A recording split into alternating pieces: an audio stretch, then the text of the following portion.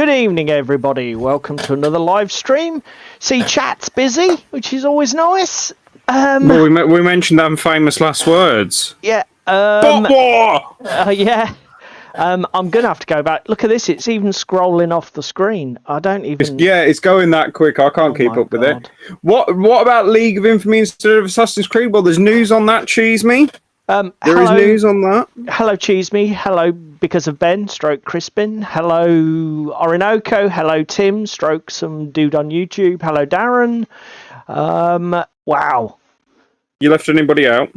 I think that's it so far. But it's busy. Hello, everybody. Right. So, I hope you all had a good week. We had a really fun weekend at Diceni. We had a fucking awesome weekend, didn't we? Which we will be talking about a bit more later. For those of you who are joining us on YouTube after the live event, I shall run through the format of the show. And for those of you who might be new, what David and I will be doing over the next couple of hours is, first of all, we'll have a chat about what we're going to be hobbying on while we talk to you guys and interact with the chat here. And then we will have a look at what we did at some club news topics on as well. Monday, or have a chat about what we did at our club night on Monday. We will discuss a bit of news after that and just do a bit of chat interaction.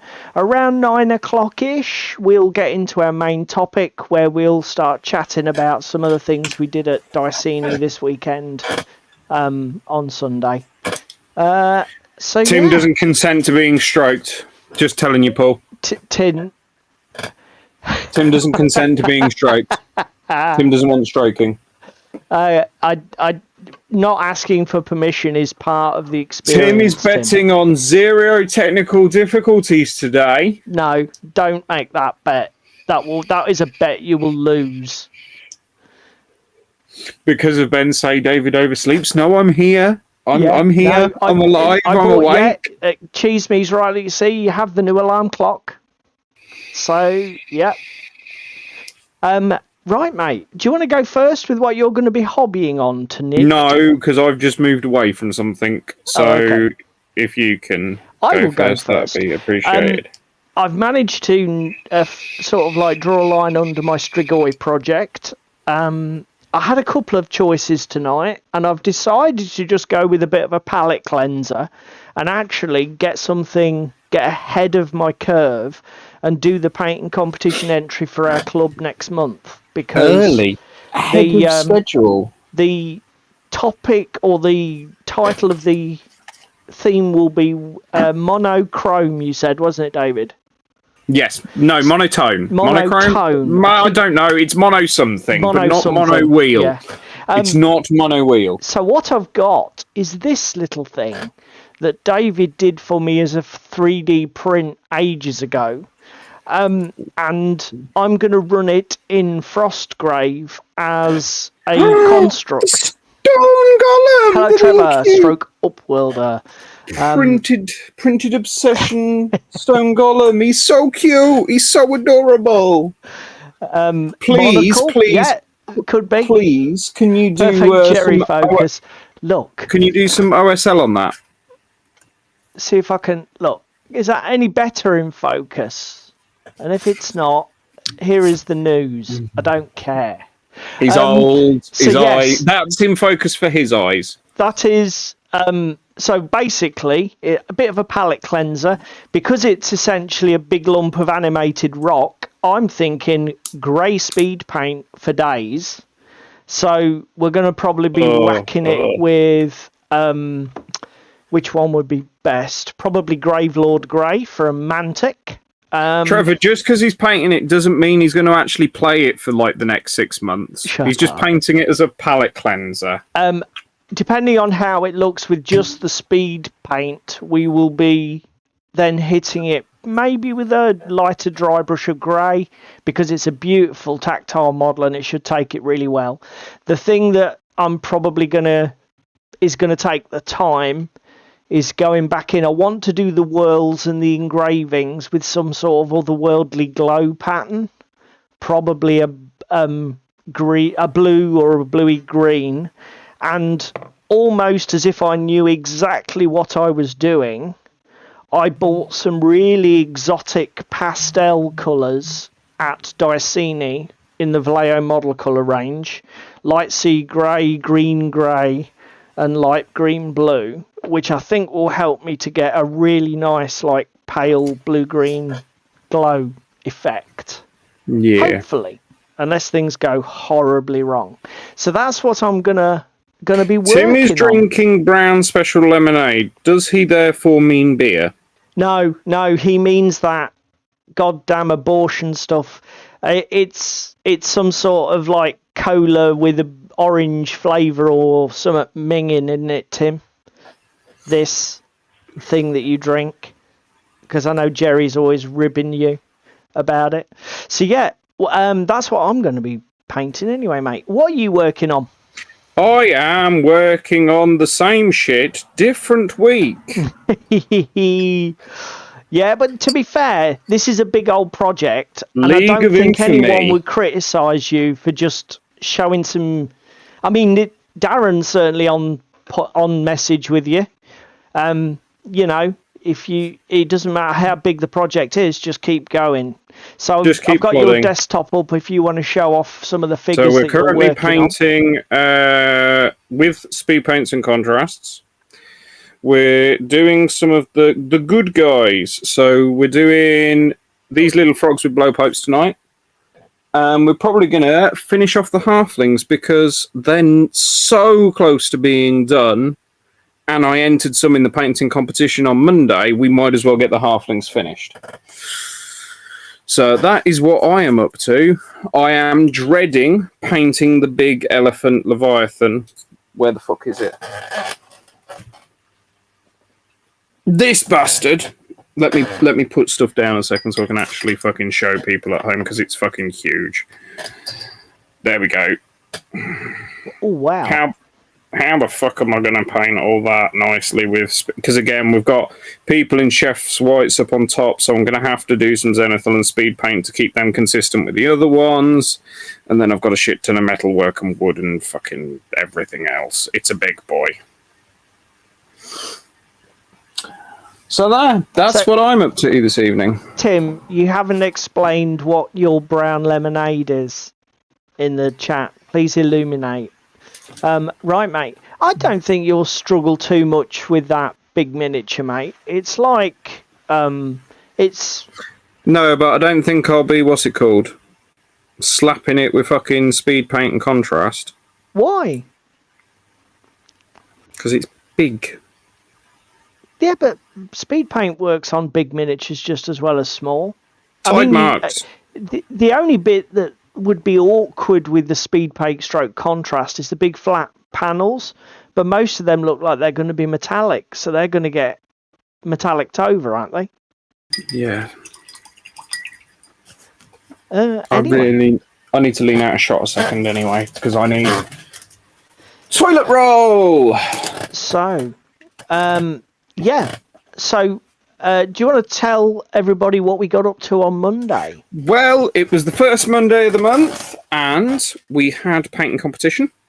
So that was going in the background, and then have some pictures. There were only 3 entries this month, but I do have some pictures somewhere for that. You keep talking, mate, and I'll try and find my And pics. then while that was going on, me, V, Leon, and Paul played some League of fucking Infamy.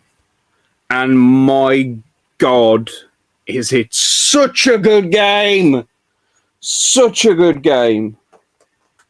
It was my first time playing League of Infamy. And I was really impressed with it as a game system. I enjoyed it a lot. Yeah, it's a mixture of cola and Fanta, orange type, lemonade in a 1-to-1. What the fuck? And yeah, tastes Makes awesome. you see music. Yeah, great. No, I pass. So yes, Yeah, League of Infamy. So I think it was the first scenario you led us through. First scenario from the book Yep. is what we played. Yep. Which I can't remember, but basically the lads are jumping in, trying to steal some Draken eggs, and fucking off. How did that go for you, Ginge? First of all, David had the Kickstarter, so he had an absolute Everything for crap days. ton of character choices. I think there's over 25 that you've got. Something like that. Something obscene. I took a character that was a werewolf. So it was a dwarf that was a healer, but then he transformed into a beatstick werewolf and then transformed back to a dwarf. Not totally at random, but pretty much beyond my control. And it was really good fun. The character was really clever. The mechanics, the core game mechanics are similar to Dungeon Saga. The dice system is completely different with custom dice. Yeah, a werewolf. It was I can't remember what I transformed to. A bear. Was it a werebear? Yeah, no, it was a werewolf, I believe. A werewolf. Anyway, the dice are all custom.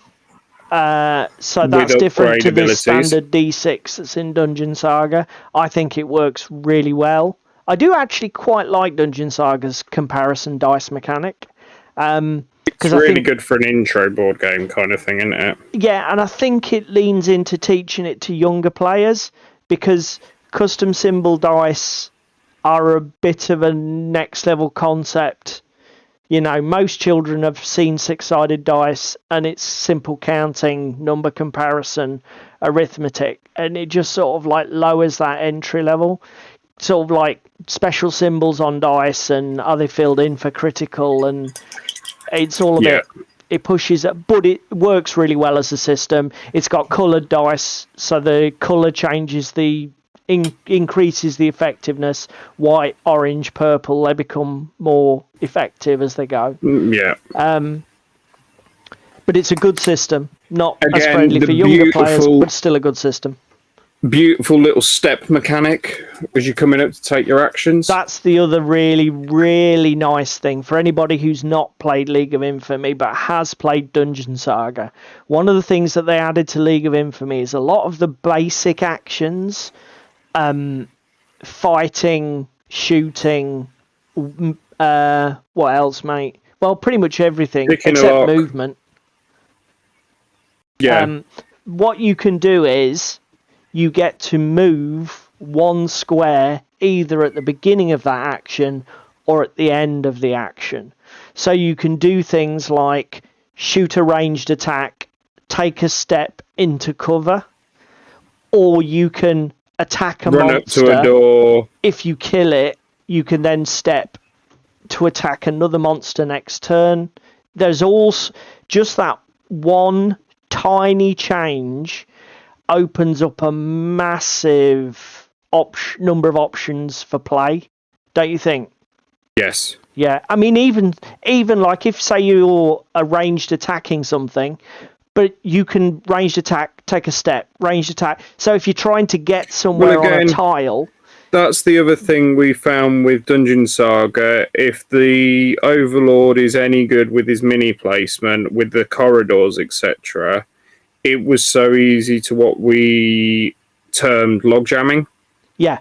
So you just throw the tanky guy in who can weather all the hits. Okay, that's fine, but there's 1,000,001 enemies in the corridor, so he's going to just fucking take his actions, fight them, and then he's going to stand there for a turn, and we're going to just keep running the timer down. Yeah, yeah. The fact that it was on a hard clock, sort of like coupled with that lack of flexibility, made the game...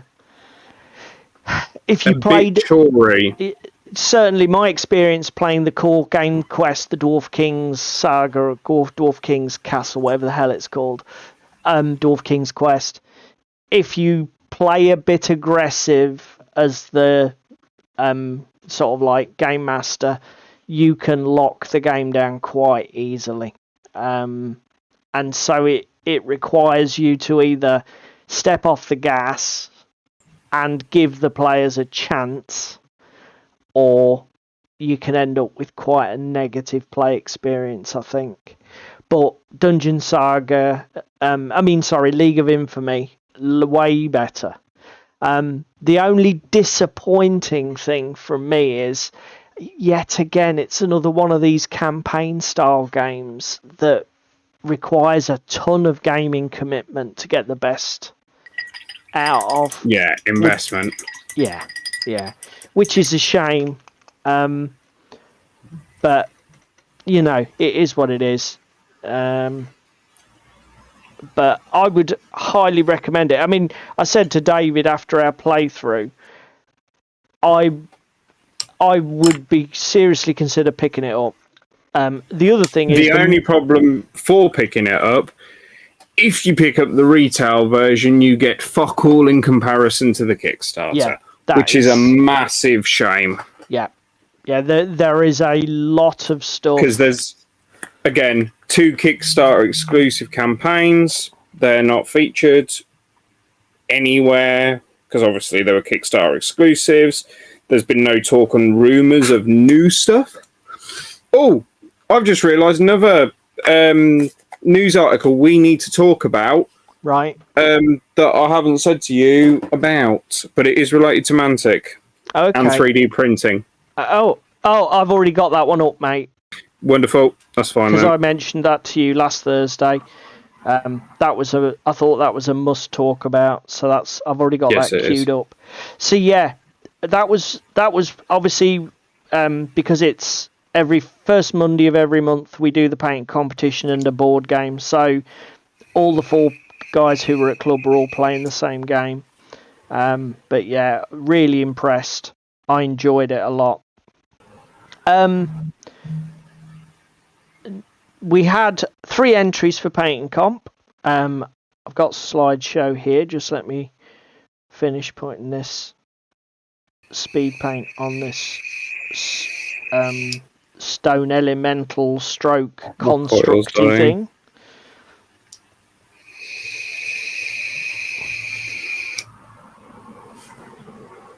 I do love this mini. Where did this mini, if people are interested, Printed Obsession. Printed Obsession. It's a fantastic on My Mini Factory. It's really cool model. So this is the paint and comp. I'm just going to go to slideshow, so I won't be able to see chat. I do apologise. So this was the winning entry from David. Obviously, you guys will have seen a lot of this before. He put in his current up where he's up to with his League of Infamy minis. So you've got about 20 odd minis here. 17. Some fantastic models. All these halflings were an expansion in the Kickstarter, which I don't think you can get any other way, which is a damn shame. But yeah. Yeah, everything in that shot is fucking expansion minis, isn't it? 'Cause I think most of that is no half measures. So you've got Gritty Guts at the front, the Undercooks, the Pikemen, and the Game Rangers are like the 4-man units. Yeah. The back left-hand corner, you've got the Water Elementals. Then we have the Anglerfish and the Knuckler, which was a bolt-on, £5 bolt-on. Yeah, so unfortunately, people, you will not be picking this lot up at retail. Shame, but there you go. I don't think it's likely, but it would be nice if they did redo something for League, or do the Kickstarter again, or maybe look at retailing some of it, because it's a great game. Well, again, they've taken elements from League that were annoying in Dungeon Saga, i.e. setting up the bases and the terrain set. They're now basically just square pre-printed tiles. Yeah, they've taken that over to the new Dungeon Saga, haven't they? Yeah, they've. I mean, to be fair, if you watch the videos for the new Dungeon Saga stuff, videos that Blackjack Legacy did with the Mantic team, Ronnie early on in one of the first videos, he says we learned a lot from League of Infamy, and we've brought a lot of this across. And the tile mechanic and that is very much a direct import. Be interesting to see if they've added that bonus square for movement as well. Well, we'll soon find out. Yep, it won't be long. So David was a worthy winner. The second place was tied between V, who did this sort of chaos Slaneshi guy, and the bit on this miniature I liked most was this copper Sword. oxide look that he got on this weapon, which is just contrast over a metallic paint. Are some of the figures available in their RPG stuff? That is a good point, Orinoco. There might be. Ooh, that's a good point. Man makes a point. That is a good point. And then because the theme of the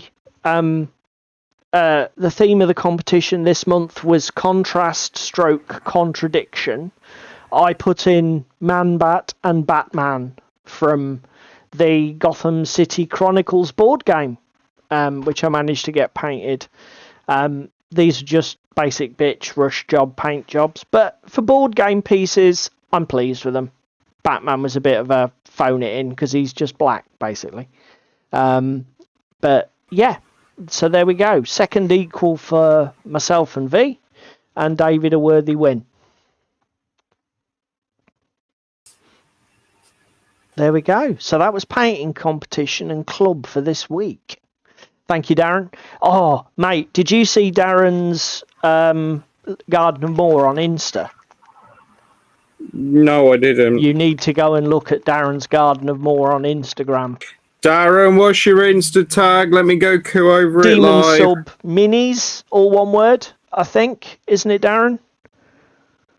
It's pretty fucking amazing. Congrats. Really good job on that, Darren. It looks amazing. And I get what you're saying about tufts. To be fair, there's that much clutter on it. I didn't think of actually making it worse, but actually, after you said that and I went back and looked at it, I think you're right. Just decorating the edge of the pieces so that everything blends together cohesively is probably worth doing. I'm doing mine, I don't know. If I do, though, I'll probably do some sort of like really pale tufts so that I can use it for Frostgrave, maybe. There we go, Darren. Giving you a follow. It's good, though, isn't it, mate? Or have you not found it yet? Fuck it. And the little birch leaves. I know, it's amazing, isn't it? Fucking hell, dude. It just looks brilliant.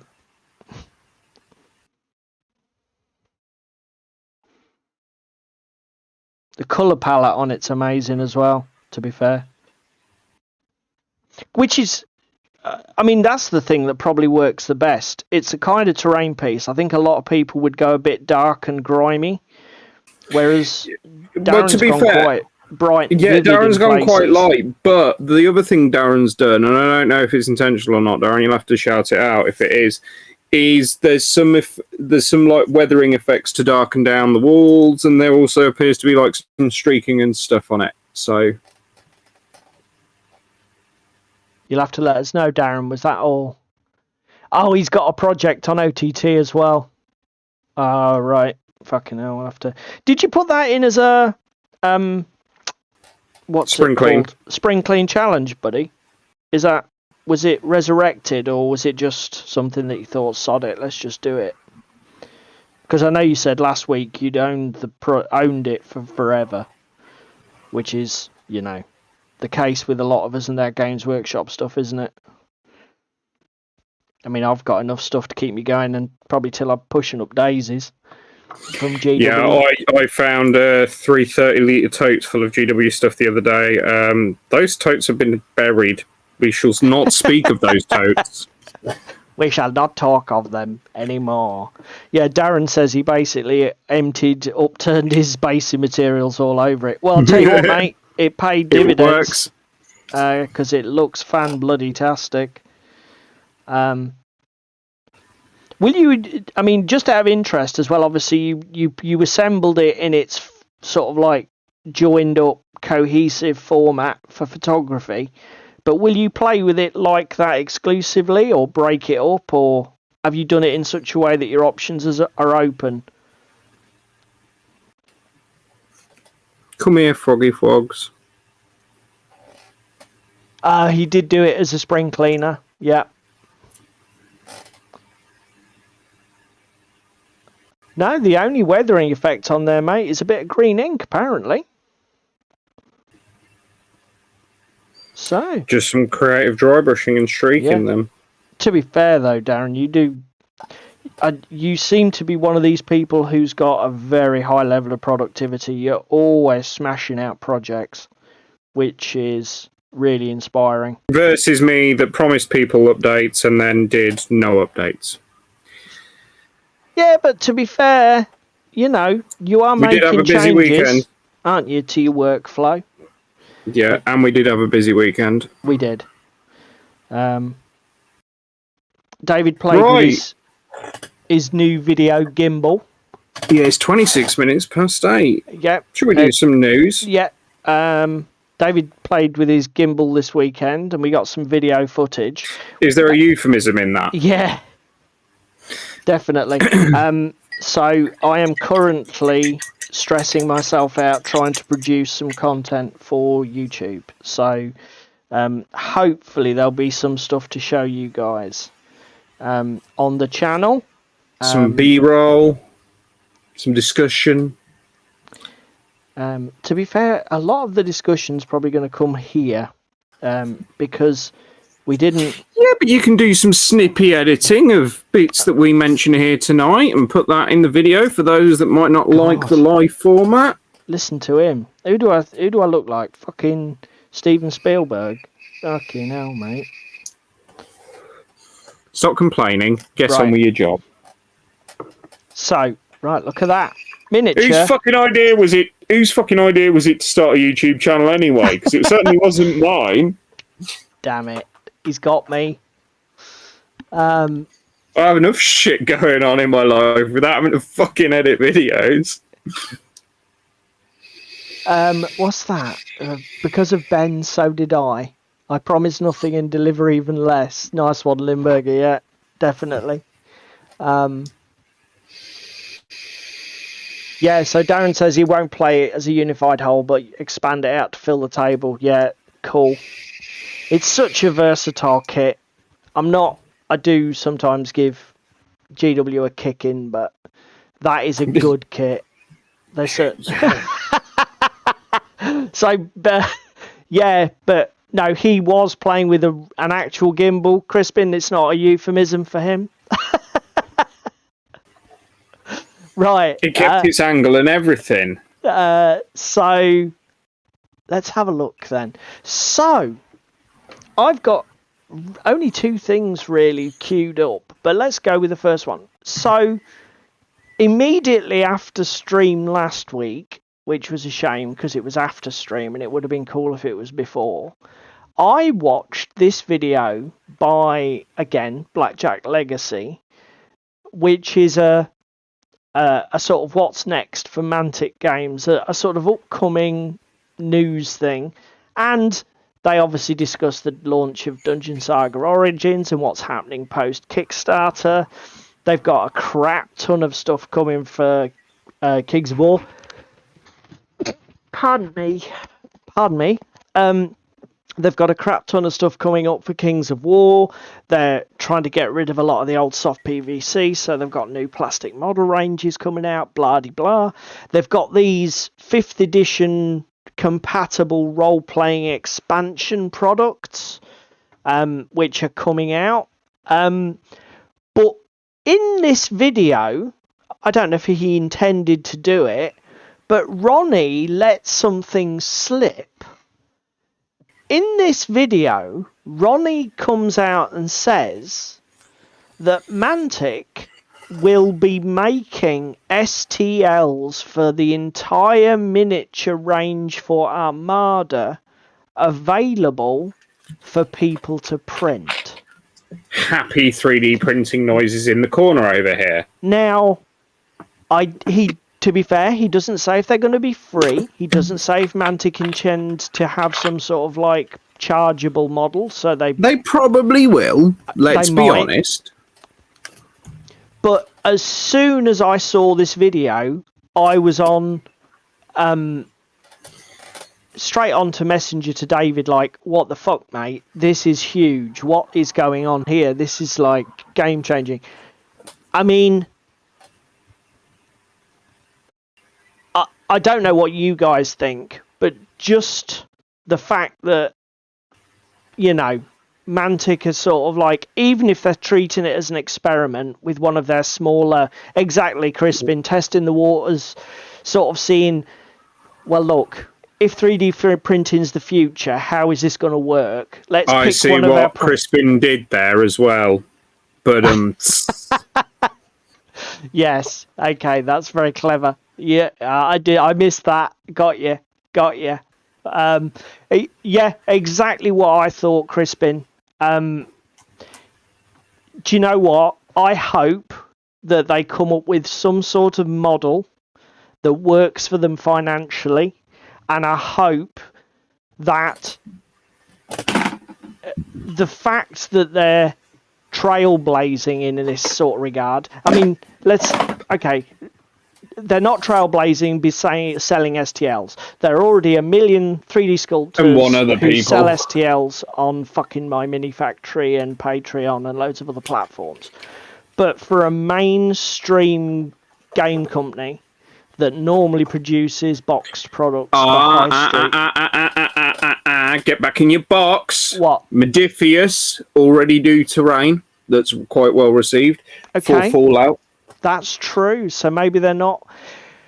Maybe I am being unfair. But obviously, as somebody who doesn't follow Modifius, I hadn't twigged that. But so Modifius do only terrain? I think so at the moment. And I'm guessing that's because the kind of products would be uneconomical for retail. Too big, selling small numbers. Cheese Me's also hit the nail on the head here. Warehousing and distribution space. Yeah. I mean, the problem, it's pros and cons. If somebody buys one STL, they can print 10 of that ship. So instead of selling 10 ships, you're selling one STL. So you've got the pricing. The pricing model has to work from a business point of view. Yes, they've got zero production costs, no distribution overhead, blah blah blah. Effectively, you've just got design costs and web hosting, haven't you? Let's be honest. So, you know, but I was just like, boom, get in there, Mantic, blaze that trail. Yeah. I hope it works for them, and I hope that good things come of it. In a way, I hope that 3D printing doesn't destroy the market of box product, because unlike David here, I'm too old to get into this 3D printing malarkey. But I'm afraid... Back in my day, they were metal! But I think I'm going to be left in the dust, Anna, mate. Yeah, you are. I think I'm definitely... My finger is not on the pulse with this. You're old. Yeah. Yeah, web hosting is not costless. It can be an expensive business. Yeah, but that means you're old as well, Crispin. I don't want to break it to you. I'm just the whippersnapper here, just saying. Yeah, that is... I'll be honest, Limburger. I would always be the guy who buys the product off the shelf, I think. But I just hope that the market doesn't change so drastically. The other thing I've just... If the 3D printing... suddenly had a fucking thought that releasing them as STL files... Go on, mate. Well, the other thing I've just had a massive thought about releasing them as STL files rather than individual ships. What set have they just released with the new rule expansion and the fact that we're getting pirates and pick what boats you want, build your own fucking faction? Yeah, exactly. People can just... So you just pick up the STLs that you want to make your army, print them out, done. Yeah. Yeah. It makes fucking genius sense, because picking up some of those boats as individuals is a bit of a pain in the arse. Yeah. I suppose it'll ease entry and experimentation within the game itself as well. So Yes. all I hope is that the market doesn't change, because if this print your own stuff STL model is very, very, very successful, because they realise that they can offload a lot of the business costs and basically just streamline the design and sale process. And I just hope that a lot of these people don't abandon the physical product market. No. Because it'll just be a shame for old grognards like me. That's something else that occurred to me after we played Link of Infamy, Darren. I've said it before, Mantic are fast becoming my game company of choice. I'm trying to think of a product of theirs I've played that I didn't really enjoy. And probably the weakest game of theirs that I've personally played was Dungeon Saga. And it's because it didn't really deliver on what I wanted. I got what it was, and what it was fine, but it wasn't really what I was expecting or looking for. Because it was too close to a tactical war game with no tactical board game with not enough roleplay integration in it. Even though it is marketed as like the adventurer's companion for building your own shit and everything else, it's like, no. Exactly. But I mean, I haven't played games like Hellboy. Hellboy gets rave reviews from pretty much everybody I've heard who's ever played it. That's a point. I can add that to my pledge if I want to. I don't know whether I should or not. I probably should. You've been looking at it for a while. Is it on the Dungeon Saga pledge yes, it manager? is, and I've not finished it yet. I've not finished my pledge. Ooh, that's interesting. Is that right, mate? Wargames Atlantic are doing all the mini work for them.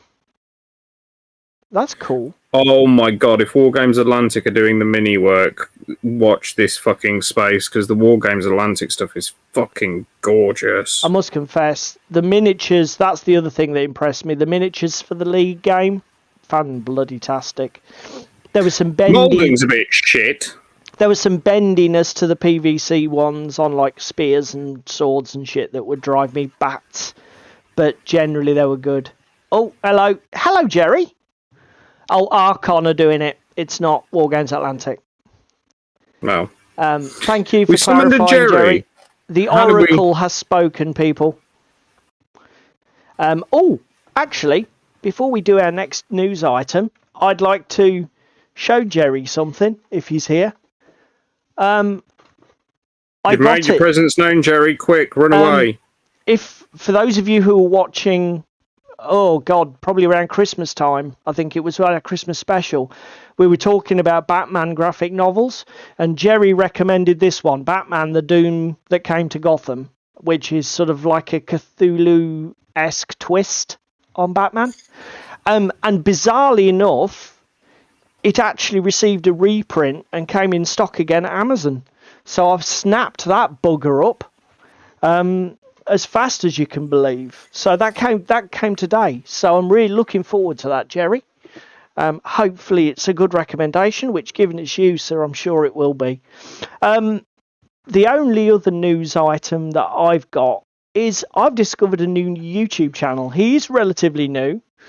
This guy called Jordan Sorcery. Now, the videos series I've watched... Oh, that's why they've reprinted it. Yeah. Why have they reprinted it? Jerry says apparently the story's been released as an animated film. So they will have reprinted the book to cash in. But that's fine. I don't mind that. I probably won't bother with the movie because I'm not big on cartoon film. But yeah, chuffed to get the book for, was it 11 quid? Bloody cheap. I think. So yes, Jordan Sorcery, this dude. I've watched, basically, his channel was 6 months old, I think, a couple of months ago. And to celebrate being 6 months old, he has launched into a series of videos where he basically chronicles the entire history of Warhammer Fantasy Battles. He's done an overview video which covers the general timeline, age and everything, and then he's doing dedicated videos on. He was going to do 2 editions per video, so do 4 videos, but actually he's already fallen off that bandwagon because the 3rd edition video was so huge he had to make a whole video just about 3rd edition. And it's documentary style, talking head, production values are fine, bloke's very watchable, and if you're into old school stuff, this is a great channel. I mean, he basically is just going into all of the products that we remember from the 80s and 90s, and it's just massive nostalgia. It's awesome. So yeah, highly recommend this guy's channel. Pop along, give him some views, give him some likes. It's good YouTube watching. Do you have anything else that you want me to pull up as a news article, mate? Not really. It's been a bit quiet, and I've been on a come down from the weekend. Yeah, I'll be honest. I've been so busy. I'm just saying now, I predict a drought until Games Expo. What, for gaming news? Yes. Yeah, I thought it might be a channel that would appeal to you, Darren. Mate, it's just amazing. He's got loads of sort of like pictures of all the artwork and that from the books.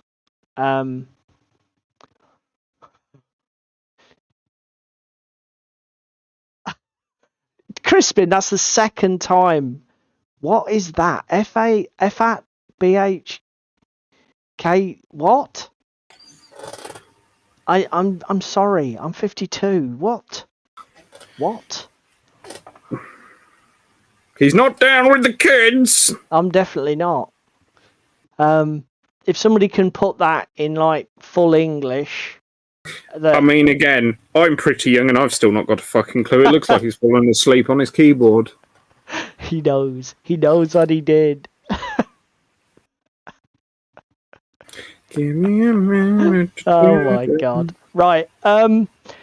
Yeah. I mean, obviously. Oh, flock out Ben. He knows what he did. Got you. Okay.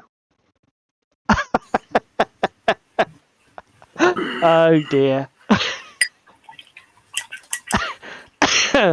Fair enough. Yeah, I think you're probably right, mate. The only other... The only other honourable news mention, and we will give it all of the 20 seconds of airtime it deserves. Do we have to? Warhammer Fest 10th edition, lots of teasers done. Finished by night. Yeah, I mean, to be fair, it was good. We had a friend at our club who went to Warhammer Fest, and he said it was shit, and there was no atmosphere, and him and his mate paid 20 quid for a couple of hours and then fucking left. So, meanwhile, we paid 15 odd quid for parking and were there all day in Norwich. Yeah. So, nice one, GW. Good job. Well, I don't know what to do now because my miniature's finished. Your miniatures, all of your miniatures are finished. Your entire grey pile's done. Yeah. No, just that miniature that I'd done for tonight is finished. So it's all dry brushed nicely, all fucking OSL ruined, everything. Yeah. No, well I've got to wait for the speed paint to dry before we start doing all the runes and stuff. So just set chill a hairdryer on it. mate. Set a hairdryer. I tell you what we better do. Shall we put some should we go back to, as they're sitting here on my hobby desk?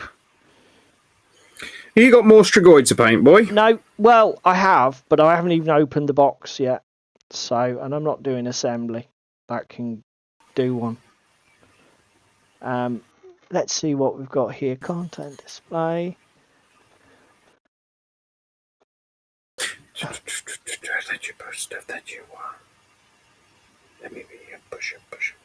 To be fair, we've only got 15 minutes before we get into our main topic. But I'm going to grab one of my salamander ships. That are sitting here. I have news! I have news to mention. Always. Yeah, I've hobby done it all. I linked it you earlier in the week. It's from our favourite Australian 3D printing crew. Oh, do you know what? I knew you'd ask me to put this up, but it's not even. There isn't even anything to tell. I know there isn't, but new stuff going to Kickstarter! Yay! Yeah, because David keeps doing it to himself. Let me find it. It's not my fault that Instagram marketing targets me and exclusively me. Was it? It was on. It was a Kickstarter preview page, wasn't it? There it is. Let's see this. Audio may go ticka ticka ticka. I do apologise. But when I'm opening the web, when I'm opening new pages, it doesn't like it. I got the good stuff that you want. I hate to break it to you, but we have a rather nice picture of your fucking desktop. And only your desktop. Oh, shut up. Okay, right. That's because you... Ooh! These last minute changes. Couldn't they make this URL longer? Look. Just saying. Will you stop complaining about the internet? Right, okay. So, here we go. So this is what David's on about. Was it? Yeah, Prison Oh no, this Z is Water something. Spire. This is something else David was on Kickstarter for. You'll just have to bear with me, people, because this man is always on Kickstarter. No, yeah, this wasn't the one, but fuck me. Jesus Christ, how close to Carnivale and TT Combat can we get without it being Carnivale and TT Combat? Oh, here it is. This cuts extremely close to the bone. The minis, beautiful. Terrain, beautiful. But, oh my God. Originality? No, that ship sailed long ago. I mean, to be fair, I mean, how original is it to... I know that we've just No, but again, not even just, let's do a Venetian terrain set. Let's do a Venetian terrain set with a load of, like, Cthulhu-esque minis and some... what's it called? Minis. Cthulhu-esque minis. Let's put some party people in there as well and call it Water Spire. Yeah, I suppose that is a fair criticism. Not only is it the terrain that they've sort of nicked the idea, but they really have borrowed... Got very close with the... To be fair, this is I'm sure this is Chris Abbey who runs Sally Forth, isn't it? Yes, Jerry it will is. know. Jerry's an expert on everything. And I mean, I'm not... These are fucking beautiful buildings. Absolutely stunning buildings. And if I didn't work full time or have anything else to do with my life, I would love to collect the whole damn thing. I mean, that San Pietro bridge thing with like the church over the bridge and a nice playable area out the front of that is fucking gorgeous. I mean, look, it just... The only thing that concerns me with this terrain, this looks beautiful, but how many hours have gone into it? The paint time to get, for example, this building to look like this, as clean and crisp as all this painting, all this colour adjacency, all the way around this. I mean, even just doing base colours and washes, that's not an insignificant amount of time to get this clean. You know, and with beige versus red, you want it clean. I mean, I can see there's a blip there. I don't know if my cursor's showing up, but that column's got red paint on it, and it just jumps out. And always the fucking critic, aren't you? So beautiful as it is, I don't have time. I mean, not to let TT Combat off the hook, I don't think that MDF is any easier. And also it's flat as fuck. MDF still requires a fuck ton of work to get ready. But I don't know. I suppose if I had a 3D printer, this would be a way cheaper option than buying MDF, wouldn't it? Yes. Yes, it would. Is the way to look at it. The only difference is price. The hobby input's probably just as much. But that was not the one David meant. This is the one David meant. This is not even live yet. This is another Saucer Men Studios Kickstarter. It looks like it's far future. Necromunda Mines. Stroke apocalypse industrial. Necromunda! He screams from the rooftop. So we'll probably have more to mention on that in future weeks when they get the Kickstarter launched. And we've got more to show, basically. I'm just going to look. I think I used dark sand on these sails, but I'm just going to quickly look in my refer to your reference and see my hobby projects for Armada and see what paints I put on the others. You mean you've already put it on the internet, sir? No, I've just got it on dark sand. It was dark sand. I thought it was. Fuck! Ow, that hurt! What? Bastard!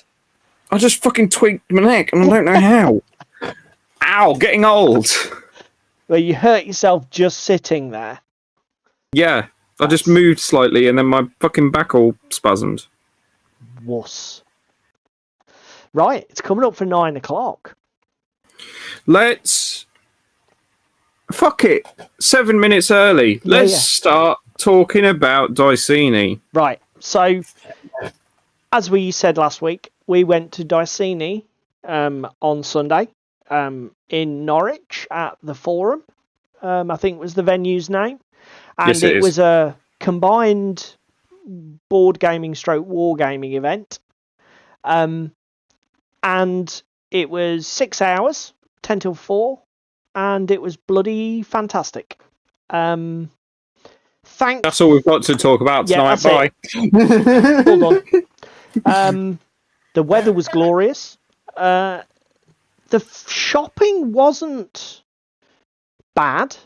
I mean, obviously, it wasn't as good as the last time we went pre-COVID. No, it wasn't, to be fair. But we still managed to spend a bit of money. You spent more than I did. Shout out to Sheppy. Is it Sheppy Models? War Games?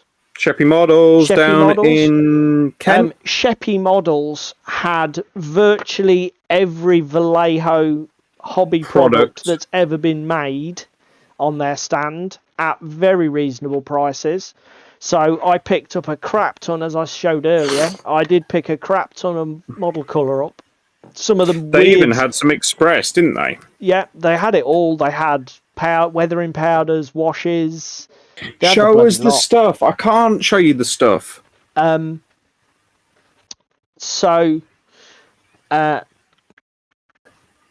shout out to them for having a fantastic range. I say I picked up 10 paints, was it? 8 paints. But it's all weird colours. I've never seen them on the shelf anywhere else. Well, again, they had like fucking, what was it called? Fluorescent, all of the fluorescent colours. So I picked a couple of them up, didn't I? Yeah. They had literally bloody everything there. It was very impressive. They had some washes. They had the. They nearly tempted David into Flames of War as well. He was that close, and I had to talk. To be fair, we both had starter boxes in our hand at one point. Yeah. Luckily, I managed to talk him down, and common sense prevailed. And we I'm not saying we won't get into Flames of War, but we're not going to do Flames of War yet. Speak for yourself, mate. So I can see me pulling the trigger on it on fucking Games Expo. Yeah, I was going to say that'll be the next big challenge, getting through Games Expo without spending a shit ton of money. Yeah, so in terms of games, we managed to get 3 games in while we were there, didn't we, in our 6 hours? Yeah. So we were there a little bit early and doors were open, so we went in and nobody said, "Oh, we get out, we're not open yet." So we thought, "Oh, this is all right." And basically we did a quick circuit, and the first thing that jumped out at us was the trench offensive. Yeah, the trench offensive table by Pandyman. I think it's Pandyman Games or Pandyman. Yeah, Hobbies? Pandyman Gaming, something like that. Something like that. So these guys had a demo game set up for this. Let me show you this. So, because, boys and girls at home, this is live on pre-order. And if you pre-order and are going to UK Games Expo, I know that's some of our audience completely and utterly out, you can collect it at Games Expo. Yeah, that's right. Yeah, it'll be there. They've got a demo table there, haven't they? Order before 20th of May, get 10% discount and free shipping if you collect from UKGE. And he's also going to do free tote bags for the first however many orders. Limited edition. Basically, It's like Kickstarter exclusive pledging without being on Kickstarter. Yeah. But 3D printed minis. Yep. I'm just trying to... And you keep talking, mate. I'll try and find a picture. The game itself is good for up to 10 minis a side. So the starter box that he's doing on pre-order has Germans and Brits in it. It has 3 Germans, 3 Brits, multiple head options for you. Comes with some cutout blast templates, doesn't it? The dice and the rulebook for the game with some narratives, some scenarios in it. So not too bad. Longer term, he's going to add add Americans, French, Austrians, loads of other factions into the game as he develops and grows it over the years. Game itself was awesome.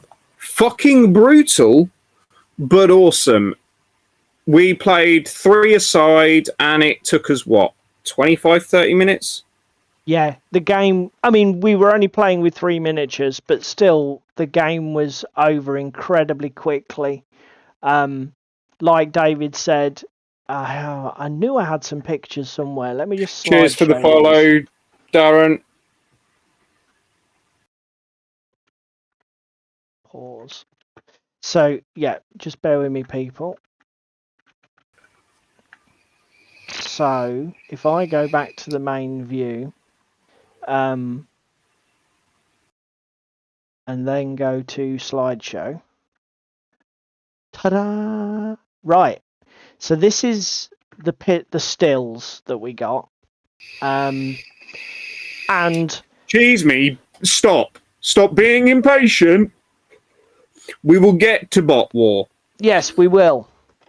So, but this was the first thing that we did. Should we really trigger him and do him in order so that bot wars last, or should we just be generous? We'll trigger them. We'll make them stay till the end. Just because you want to leave it till 2 minutes to 10 and don't get into trouble.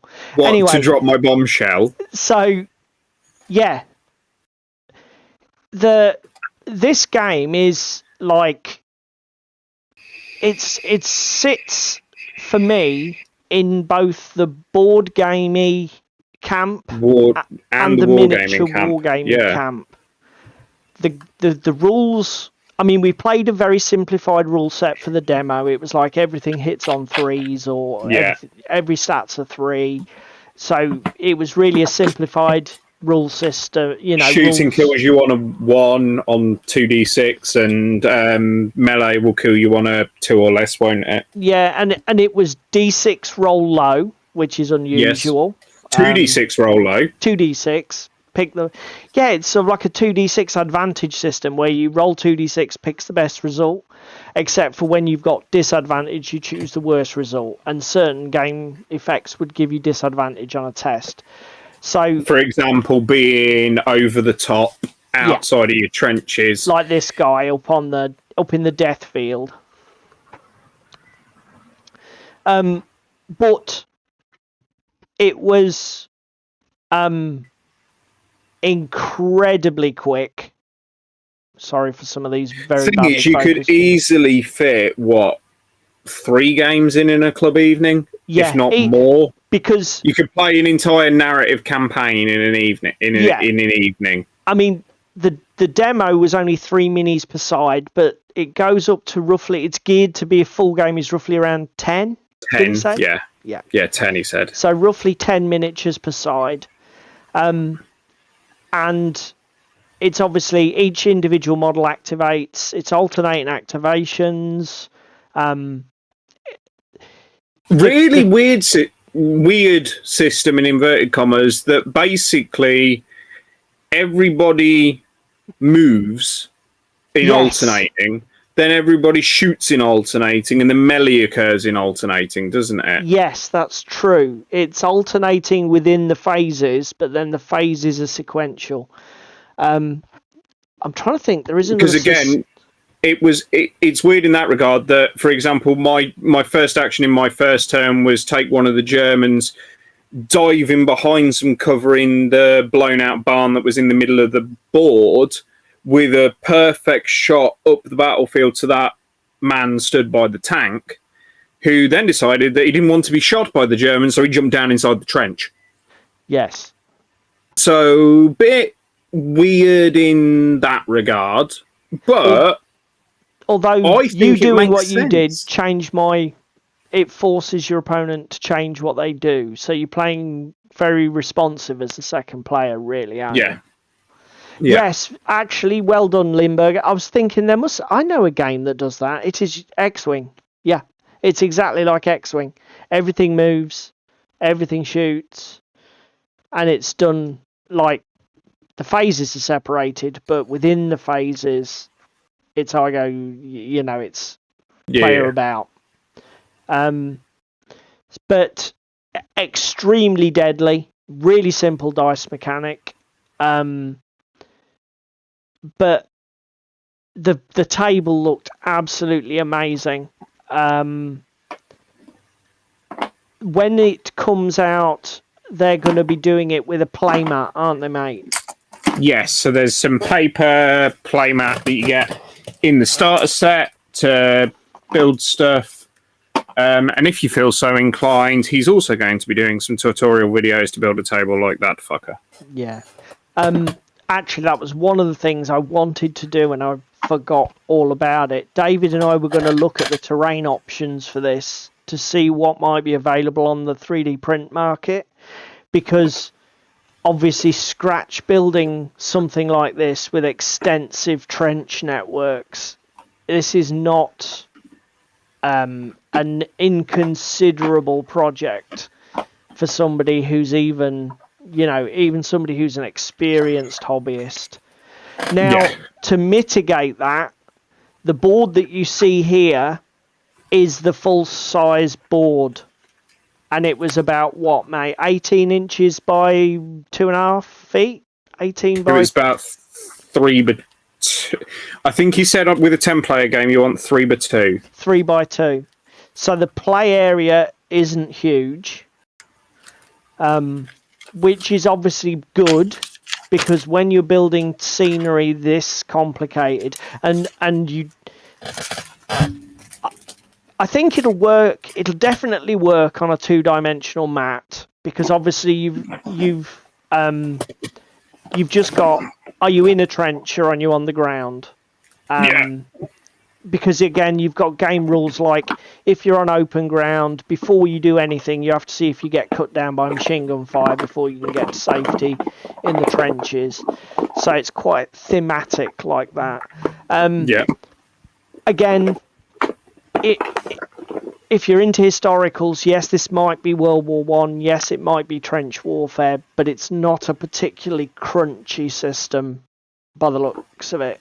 It's not historically accurate because again, it's like who was it? It was Paul. Was it a handyman? Well, I can't remember his name. The two guys were Paul and David, which made it easy to remember. Yeah, Paul was saying, like, obviously there is no fucking written historical records for what happened on the third day of the Somme on a particular part of the front, but this allows you to do that kind of thing. Yeah, I mean, these sort of small... And little raiding parties and stuff like that. It allows you to build your own kind of thing. David and I just talking crap with the Paul from Pandyman. We were thinking of all sorts of scenarios that you could build with the rule system. I think it's the sort of game its sweet spot is going to be beer and pretzels, narrative scenarios. Yeah. You know, it's not going... It is a lot of wet mud texture, but it did look good. Yeah, it did look bloody good. Yeah, it isn't... If you're wanting a highly balanced... accurate depiction... super competitive type rule set for a war game, I think this isn't what you should be looking at. Leave your hat at the door. You should be looking at this for, like I say, rapid, fun games, clever little scenarios with it that maybe tell a story. You know, they built this board had like central rooms, so that they obviously used this. This wasn't just made for the event. This is their demonstration table that they use at work for play testing and, you know, that sort of thing. So they'd created like little like bunker rooms for dugouts. Well, yeah, for scenarios. Limburger says it probably need not be World War One either. To be honest with you, mate, the way this rule set plays... Again, Paul did also say he wants to take it in different directions in the future as well, didn't he? If this project is successful, I can easily see a spin-off where it's like Starship. Because effectively, all you're doing is fighting in corridors. So you could take it inside buildings, bunkers... sewer systems, starships. You could take your pick from any of the above. You could skin this any way you like. Just change the board. Yeah.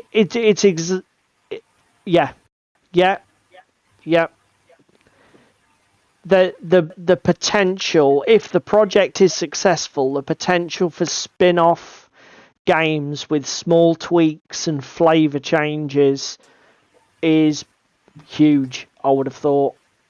Yeah. So yeah, you thought exactly what we did within 5 minutes of playing it, Limburger. That you could do all sorts with it. And the minis for 3D prints, the STLs that are obviously been printed out, gorgeous. Enough detail on them that there's like webbing and bits and pieces to pick out, but not egregious levels of detail. No, our shocking stills don't really do them credit. I'm going to close that.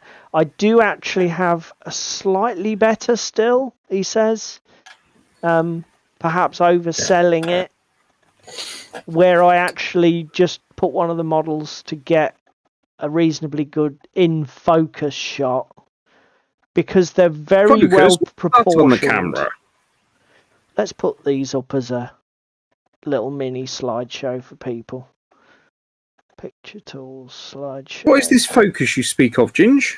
I know. What wizardry is this? It's a dirty word around these parts. Oh, yeah.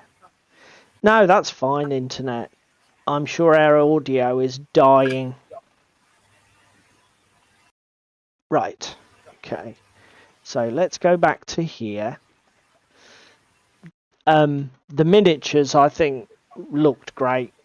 Considering this is a small company, you know, they're very well proportioned. They don't lean too much into that historic scale thing. They looked really good, painted great. As I say, we were just really impressed with it for our first dip. Although we said as soon as we saw it on the floor plan, we wanted to have a look at it, and we were just pleased, weren't we, mate? Yep. Yep. Really good first dip. Happy it got the time of day. Yep. Excellent game. So it is available for pre-order now. Let's go to here.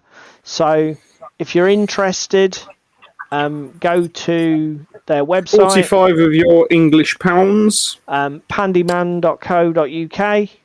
You can pre-order now, and it's delivering in a few weeks.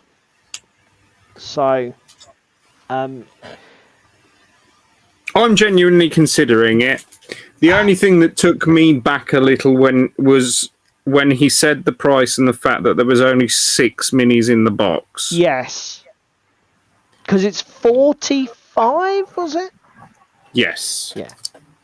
6 miniatures. Don't get me wrong. Price is awesome for that many miniatures. Price is awesome for a starter set. But it was the fact that obviously when we were playing the game and playing this demo game, it's like, oh, it's good for up to 10 miniatures. It's like, yeah, no, that sounds good, etc.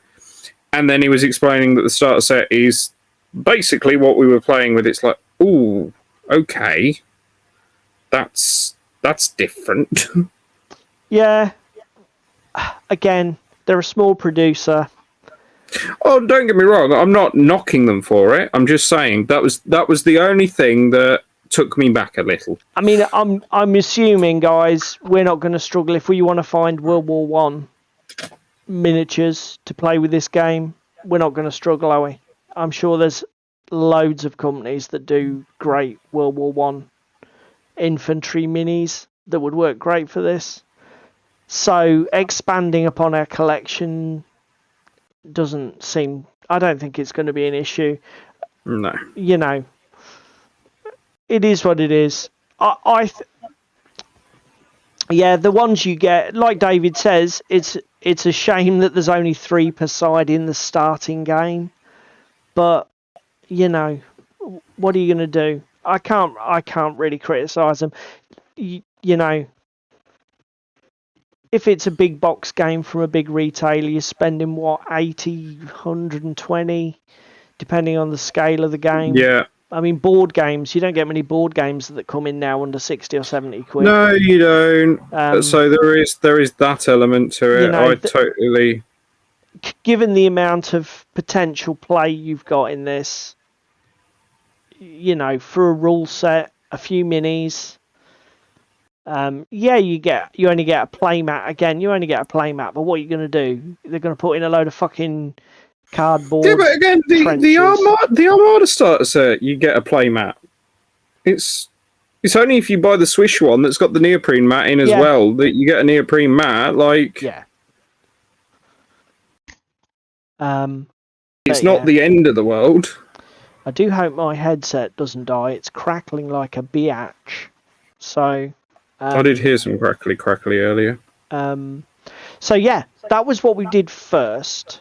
The next thing that we played was not Bot War. Sadly. It was Ruthless. Yes, so I'm sure that you guys who are the OTT guys will know what this is. So the Wild West table, last week, if you watched it, we were looking at the floor plan, and I said, what the hell's the Wild West table then? Well, it turns out that the Wild West table was actually running the Ruthless rule set from Tiny Wars TV. So, okay. Oh, delayed Paul echo. Hang on. I know what that's going to be. I think. See if that's cured the echo. Can you hear me, David, or not? Ah, that's the problem with that. But then I forgot you're involved. You couldn't hear me a minute ago. Oh. Can you still hear me, David? Yeah, I can still hear you. Can you hear me?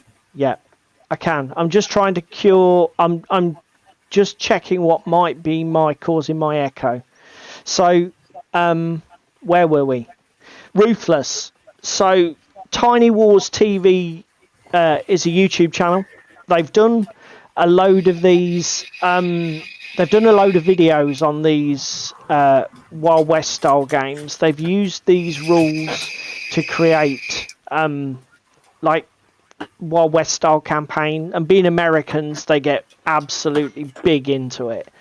Down in the weeds. And the game format, it was a really simple scenario. There was like a treasure chest on the mat. They dropped in as many players as they basically wanted to play at any one time. When we went on, there were 3 of us, weren't there, mate? Yes, there With was. like 2 minis apiece. Yes. And basically they just let everybody drop in, free for all, just grab the treasure and Get try the and get it gold, off. fuck off. And it was bloody good fun, wasn't it? Yes, it was. First time playing this rule system. It has a lot of similarities with Fistful of Lead. But better, Because it uses a deck of cards for your initiative. Yep. And then D10? Yeah, D10s. Then D10s for your resolving your in-game effects. If you're interested, the rules are available for free at the website currently on screen, littlewarstv.com. Go to. And Little Wars TV it is, yeah. So, I've got a few pickies of the table we played on, which looked absolutely bloody fantastic, didn't it, mate? Yep. Let's put this one up.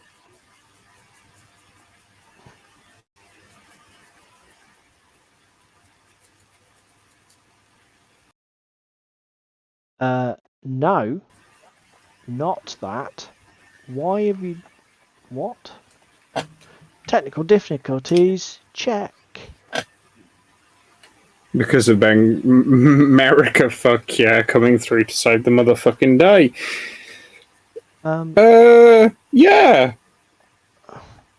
To be fair, my greenhorn with the shotgun went and holed herself up in the church at one point. Couldn't hit a barn door with a shotgun.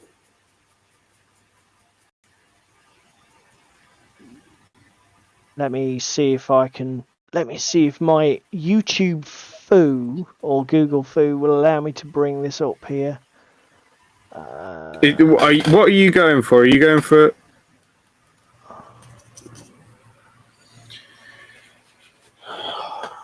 I'm dry brushing pussycats, people.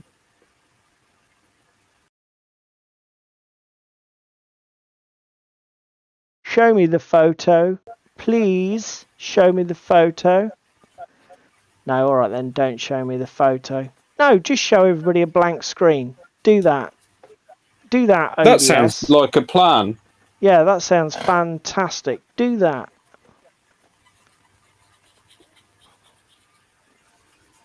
No, I'm not going to be able to share that photo. That's really, really annoying. Fantastic. Huh. Okay, let me select that. And that, just because. Then press that.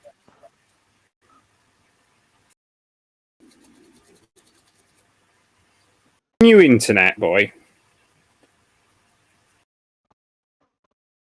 Apparently I can't, and neither can my computer, because apparently it says that that's already running. Well, I can assure you it is not the computer, if that's okay.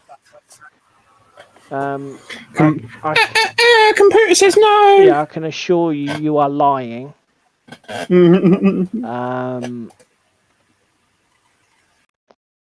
A dry cat or a wet female, one cheese me. Well, considering I'm taking a dry brush to it, it's pretty dry at the moment. Ta-da! Where there is a will, there is a way. You will not beat me, technology. Whoosh! Take that. Did you just whip your computer? Yeah, I did. Goddamn piece of crap. So, Bit kinky. this is the table that we played on. Really cool little map. Great looking buildings. I'm complete arse and forgot to ask them where they got. Yeah, we didn't ask where the fuckers came from, did we? You guys, anybody who recognises what the terrain is, feel free to put it in the chat. Or the comments. But it was just bloody good fun, this game. We've played Fistful of Lead. I've played it once. Have you played it more than once? I've played it once. We both played it once. I preferred this to my game of Fistful of Lead. Yes, I did too. Now, I'll be honest, I don't know whether it's because I felt less invested because it was a sort of like a display game and it was literally go into it for shits and giggles. They handed us 2 random character cards and said, go for it. Or whether it's actually just a better game. It'll obviously take a few more plays, I think. But given that the rule set is free... and we both have Wild West minis. I would happily play this rule set again. And I believe, as somebody who's more expert can correct me if I'm wrong, but I think there are campaign rules as well. It honestly wouldn't surprise me if there was. For injuries and things. I know that this Tombstone Tinderbox, which is something you can buy, has got the rules and loads of other stuff like a campaign map and other things. So whether that's content that's locked behind a paywall, I don't know. But I've got a feeling they used campaign rules in their video series that they did on their YouTube channel. It is a while ago since I watched it. But yeah, fantastic game. Enjoyed it a ton. It had great scope for cinematic moments, didn't it, mate? Well, as I say, my greenhorn managed to make it from like the top left-hand corner of that picture down across the town centre, blasting away across and taking people out. And then it was basically my greenhorn versus one of your guys. You were about to shoot me and I ran and dived into the church, didn't I? Yeah. And to reload. I ended up winning because I played it really cagey. I sent my chub guy in to get slaughtered, and he did. And my gunslinger, my good character, basically hung at the back, took no injuries.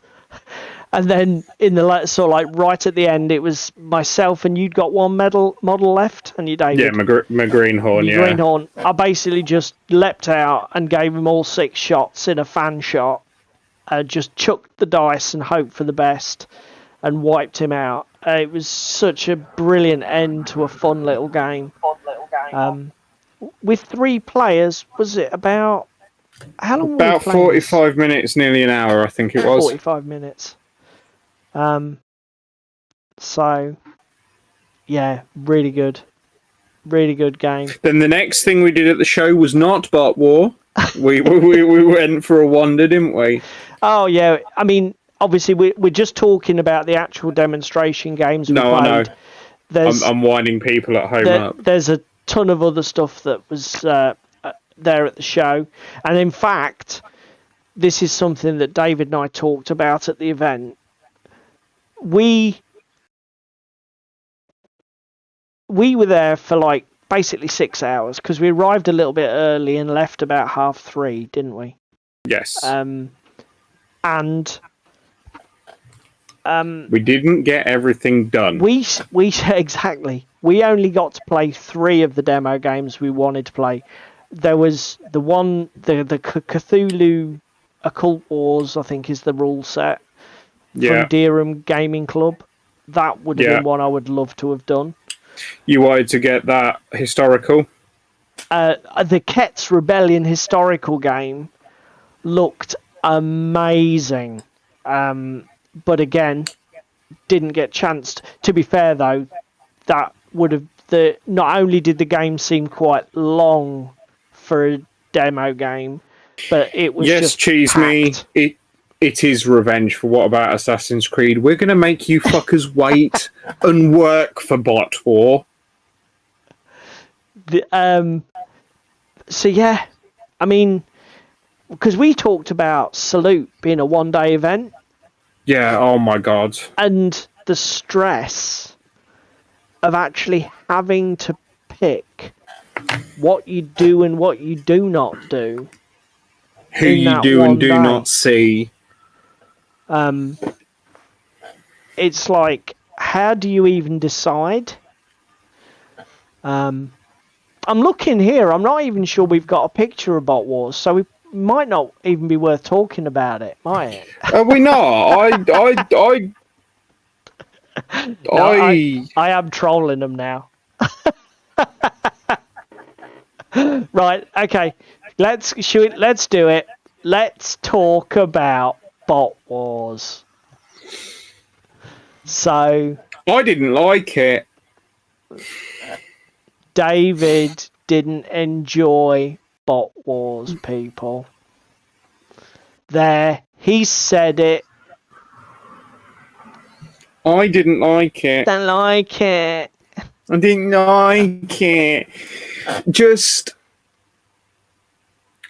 we played the game, and it was the starter set, wasn't it? About 70 points aside. Yeah, I so mean... 10 points off a normal-sized game on a cardboard terrain mat. It was okay. All of these experts will be able to tell us exactly how many points, but essentially, yes, we played what is the 2-player starter set. David played the good guys. What are they called? Not a clue. Somebody say in chat, whichever the faction of the goodies, they get to go first. And I got to play the other guys. The aliens from... the robots from outer space, bad guys. Whatever they are. The Valiants. Yes, David played Valiants.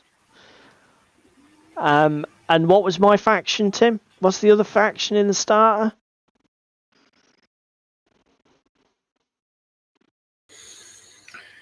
So...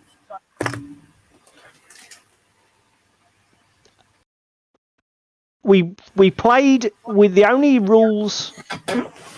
I don't know, We played Scenario 8, didn't we? Capture the city blocks. Yeah, so it was the one where you had to control the quarters of the table, divide it into 4 points in the quarters scores at the end. But that was immaterial. We didn't play... It was a demonstration game. So all of the black... We didn't play with the special black text. The... yeah, the not Autobots versus the not Decepticons. That's it. There's a lot of knots in this game. What was I saying? So we didn't play with the rules about destroying buildings, and the black keywords that appear under your once per game ability. We ignored those, so we treated the models as if those boxes were blank. We did get a brief explanation of what the once per game abilities were and tried to sort of lean into them, like the ram attack and the fly up and drop yourself down, aerial support or whatever it's called. So we didn't play full on the game. We did play a demo version. But basically, I spanked David in 3 turns, didn't I, mate? Yeah, we didn't even play a full-length game, did we? I basically completely tabled David by turn 3. and I think I'd lost one. Again, the other thing is, don't get me wrong, custom D6, nice. The fact that I couldn't roll for shit and you were rolling spiked dice, just no. Just no. You see, like most rounds, you were doing 4 or 5 damage at least. Yeah. And I was using my energy cubes to boost my shields, and I felt no fucking benefit whatsoever. Yeah. But then again, because of the way the custom dice work, because the hits dice rolls on average better than the defense dice, boosting an attack is more effective than boosting a defense. So statistically, I would expect that outcome. I mean... But again, when you're going first all the time because your fucking strategy rating is lower... I will not give David the dice. I think I stand by my assertion, which I made, that when you've got custom dice that have got...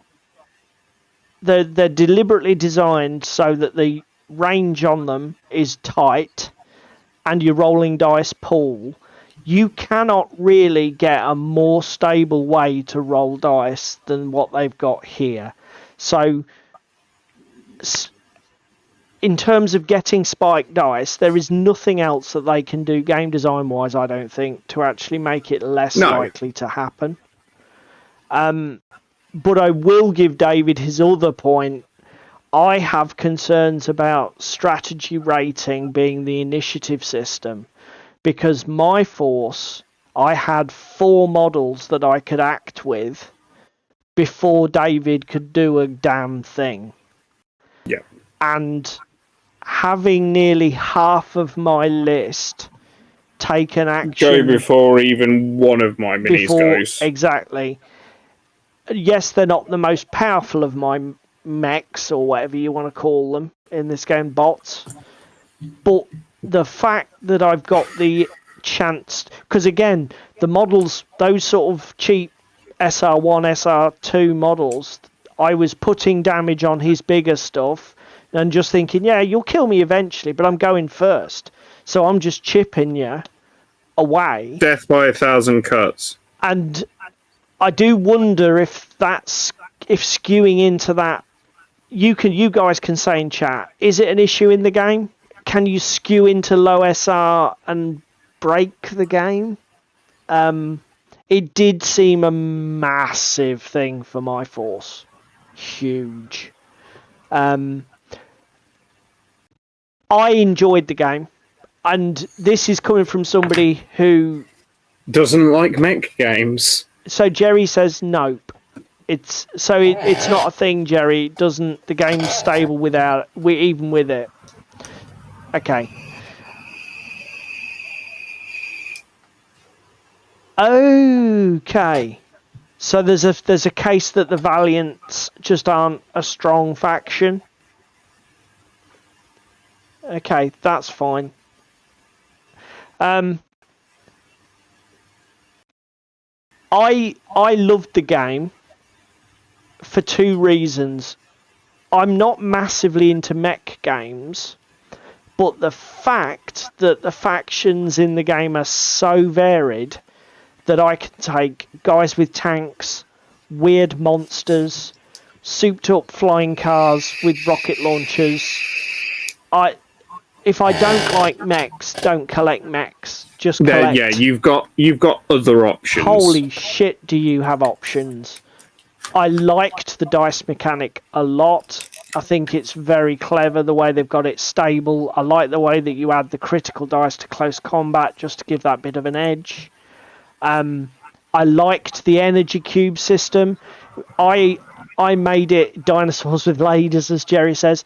I liked the energy cube system. David and I both sort of said there's an analogy to Infinity, where you can load your dice cubes onto a few models instead of spreading them thin. Just like in Infinity, you might play 4 or 5 orders on one fire team or one group to actually get more out of it that turn. Obviously, it's capped because you can only take 2 activations or whatever it is, and you can only spend like 2 or 3 cubes per activation, even if you're maxing out your effects. Yeah, but counterpoint, you can use them. You can use them for shielding. True. Yeah, you could stack on extras to shield yourself for protection. Yeah, that's true. So you could potentially just load those cubes onto something. But I was not expecting to like this game, and I did. I mean, it's a shame David bounced quite so hard off it. The other thing for me is the aesthetic. You see, I that's the am other not thing. an 80s kid. Oh, you see, Surge is a thing. That might have been something we didn't play with, Jerry. What's Surge? Is that some sort of like rule that punishes you for loads of cubes? I'm assuming it might be. Anyway, sorry, what were you saying, David? I was saying that the 80s aesthetic is not my jam. So you prefer your mechs more... post-apocalyptic and futuristic. So more the... What's that game that just got 6 Gamma million? Wolves. Well, or the game that just got 6 million quid on Kickstarter. Battletech. So that's more your thing, is it? Yes. Fair enough. Obviously, I'm of an age. The fact that this was like 80s kitsch. If you get damaged by a surge attack, you take 1 additional damage for every cube on the bot. Oh, I see. So that's one of them special rules. Okay. So again, if you load up a bot and your opponent's got a low SR surge attack, they can punish the fuck out of you for it. Interesting. Yeah. I like the design space within the game, and if David had enjoyed it more, we'd have probably bought into it. I'd have said, yeah, I'm happy to buy in with you, mate. Not a problem at all. But as it was, he didn't really enjoy it.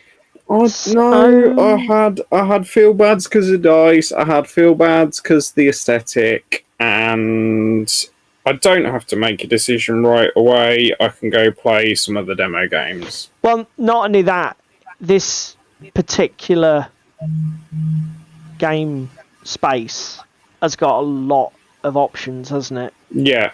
I mean, you've got, is it Battletech Alpha Strike? You've got Battletech, Steel Rift, Gamma Wolves, this. That's 4 just off the top of my head in the space of like 10 seconds. Yeah, so there's 3 more we can try and find the game that, you know, that you enjoy.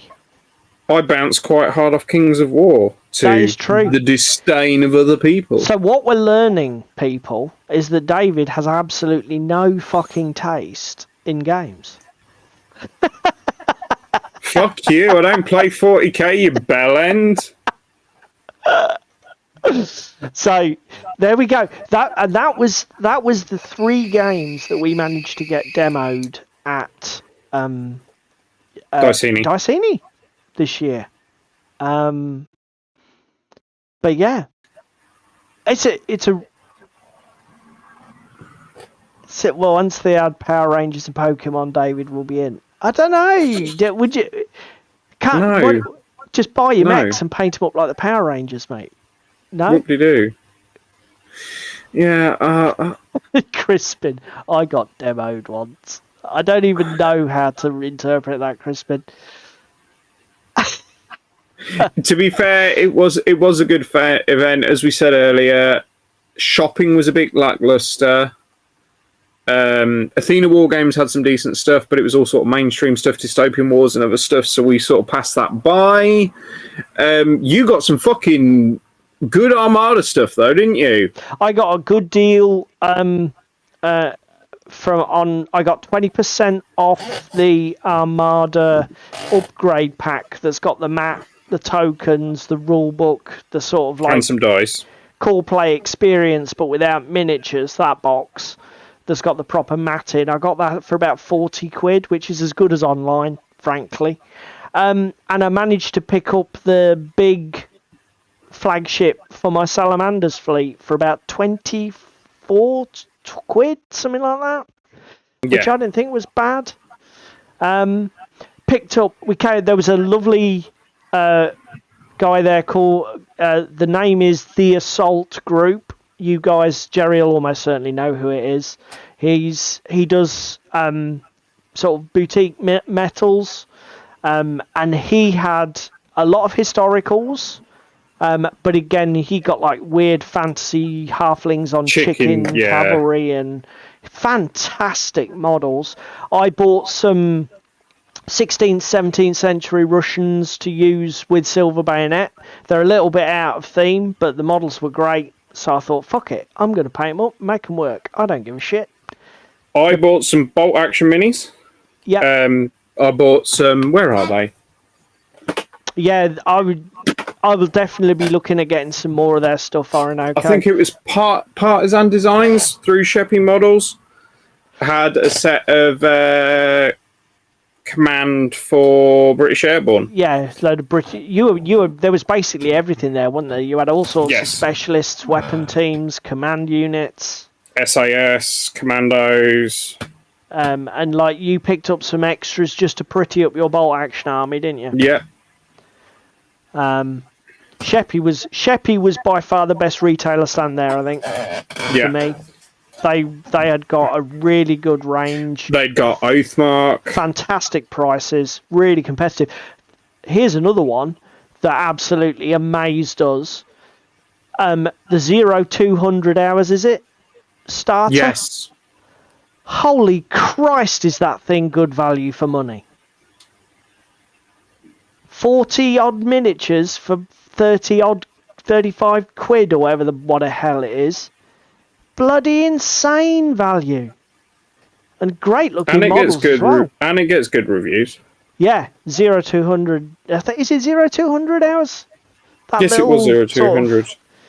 Skirmish, World War II, stealthy. Yeah. You guys, is it 0-200 hours, or am I being an old fart with a rotting brain again? But I tell you what, that's gone. Yeah, that one's gone on the probably buy at some point, because the starter set is such insane value for money. It's like, okay, so I get 40 odd models at £1 each, and they look fantastic, and yeah, fucking give me it. Yeah, is the game no good? Don't really care. I got a load of really fucking cool World War II models for next to no. Sweet. Yeah. What else did we see? Rock Minis had some little twee 10 or fucking tiny scale fucking stuff, didn't he? I mean, I've got some pictures of the Rock Minis. ROK, for anybody who's not familiar with Rock Minis. I don't know if you guys are. Again, this was one of the first tables we visited. I'm just going to check what photos I have available for peeps.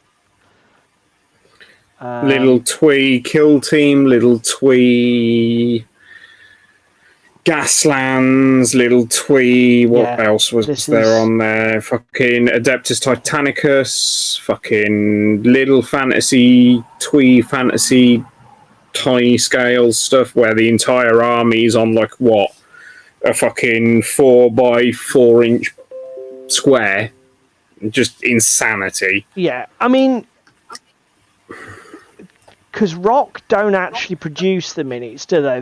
They just print. They take STLs and print. Yeah, so effectively, because he's also a licensed guy for FSD. Yeah, they're a printing service. But I'll start up this slideshow and we'll see how we go. So, little twee kill team Space Hawk. So in this picture, you've got 6mm or 10mm Gaslands in the front. This is fucking everything 10mm. You've got let me pause this. Titanicus at the back. Yeah, you've got Kill Team in the centre ground. You've got all of the Adeptus Titanicus, including factions that were never done by Games Workshop. The Necron monolith epic and models stuff, are fucking amazing. The epic stuff.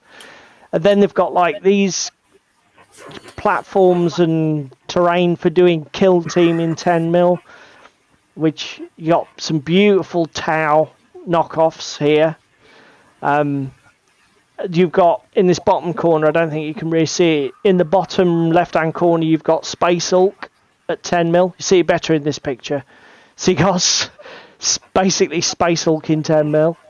It's or 15 Have mil. you got a whatever. 10 mil stick? Can you shake it? Because you can probably.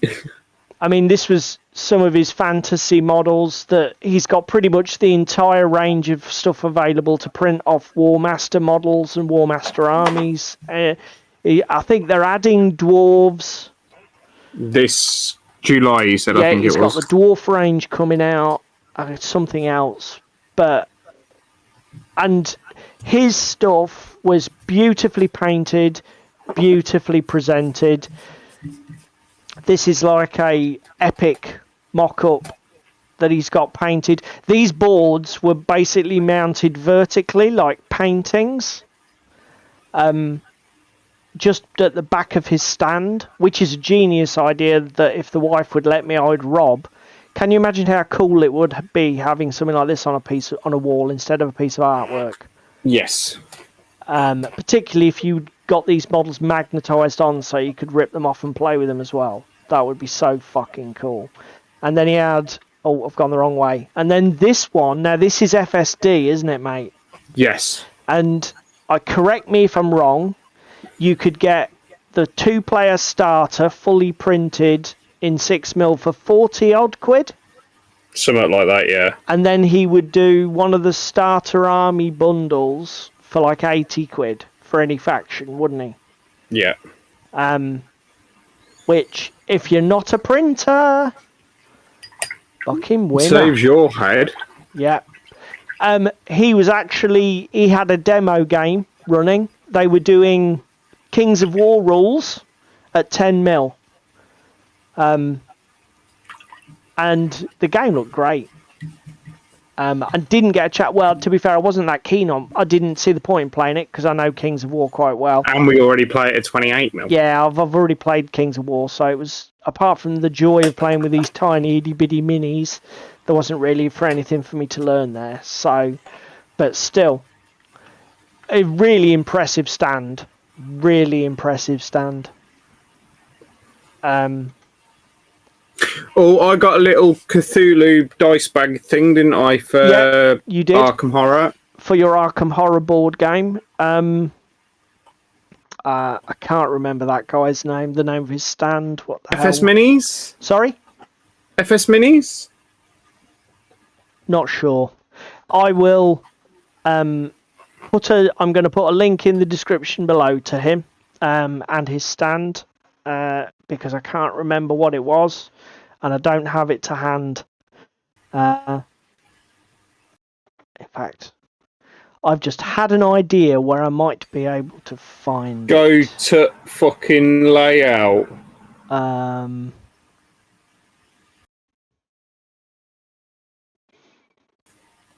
Yeah, that's exactly what I was thinking. Let's open up the floor plan because that'll tell me. Diceni 2023. The trader was. It was in the walkway. Boo! The trader was. Was it. Damnation Party? Or For My Sins? For My Sins. For My Sins, yep. Because they had tables on. To be fair, there were a few things that were on the floor plan that weren't at the show. So, for example, looking at the floor plan, there was supposed to be a demo game of Armada. That wasn't there. No. There was supposed to be a table for Bounty Hunters, but that wasn't there. At least I didn't see it. So they had some things that obviously hadn't panned out for attendees, but there was definitely. I mean, the thing is, it was a free entry local show, and yeah, there was so much to do. It was a great day. Absolutely fantastic day. Tim, are you off your fucking meds?